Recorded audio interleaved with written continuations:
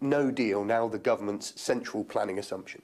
The government's priority is to secure a deal. That hasn't changed.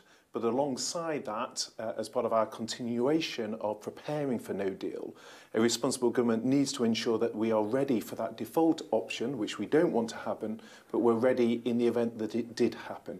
That's why at Cabinet today we agreed that preparing for no deal will be an operational priority within government, but our overall priority remains to secure a deal. And what will that operational priority look like? Are we talking about COBRA meetings week in, week out to deal with what could be a national crisis? Well, we have already seen an increase in communication from government, so for example to pharmaceutical firms, for example to EU citizens living within the UK, but we will see that tempo increase in the coming weeks. We need to get over to business that this is something they have to prepare for. This is a matter of 14 weeks until we leave the European Union, and so having a key focus on this both within government but also to the third parties, the business communities, as part of their preparations for exit day. So should it be businesses' operational priority as well, and if so, what should they be doing? We're sending a clear message that this needs to be much more of a priority for businesses up and down the country. The government's priority remains to secure a deal, but we need to recognise with 14 weeks to go that a responsible government is preparing for the eventuality that we leave without a deal. That is the responsible thing for the government to do. That is what we agreed at Cabinet, and over the coming weeks you will see a significant increase in the communications to businesses to ensure that the technical notices that we put out in the summer, the notices we have put out since, actually get the traction with the business community that we need to see so that they are planning in the event that no deal were to occur. Isn't this irresponsible brinkmanship, though, because there is no majority in the House of Commons for no deal? There are clear intentions on behalf of MPs to block no deal. We saw that in Dominic Grieve's programme motion at the start of the meaningful vote debate. This is the government walking MPs to the cliff and saying they can only vote for a deal that they hate or an alternative. But isn't this really irresponsible? It's not enough for Parliament simply to say what it doesn't want. There has to be an agreed position to move forward.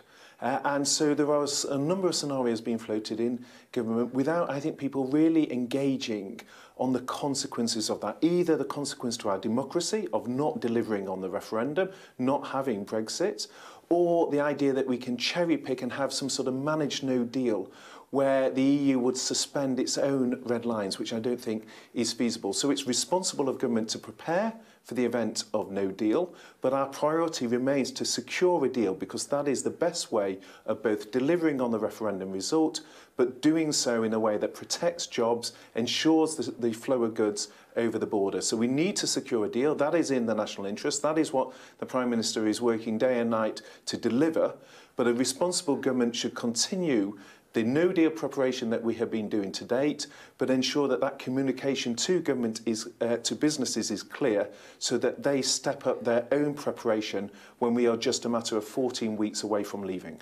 But unless you are saying that when the vote resumes or the debate resumes, that Dominic Grieve's amendment is somehow, or his motion is now being discarded, this is all meaningless, because we will either have a situation where Theresa May's deal is passed, or we will have a situation where Parliament exerts its decision. And no deal is never going to be accepted in that scenario, unless you're saying that Dominic Grieve's motion is now no longer effective. But the other deals that are being put forward by parliamentarians, what is often referred to as Norway or Norway Plus or even Canada, all of those deals require a backstop, the very issue that many people in Parliament say they're not prepared to support. So the reality is that there is no consensus in Parliament for any of the options being put forward. It's therefore not enough for a responsible government just to say there is a default where Parliament doesn't support any options.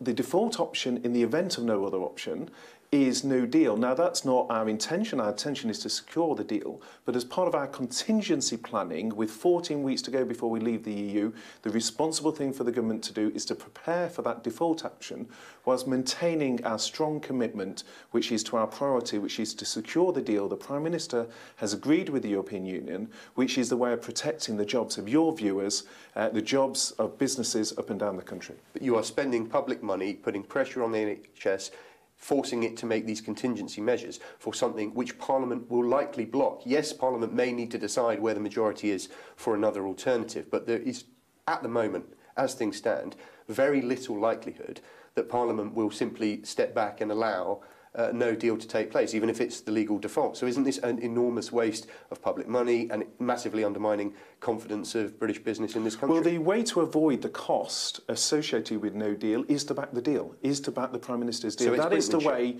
to secure the jobs, the businesses, the flow of goods. That is the way to do it, through backing the deal. So it is for those MPs who are refusing to back the deal, need to answer, what is it that there is a consensus in Parliament for, and what is there a consensus that is deliverable with the European Union? The European Union made clear that any deal requires a backstop. That is one of their red lines. And so Parliament needs to back the deal, because the consequence of not doing so is we risk the default of no deal, and a responsible government must prepare for that eventuality. That is what we agreed at Cabinet. That is what we're going to do.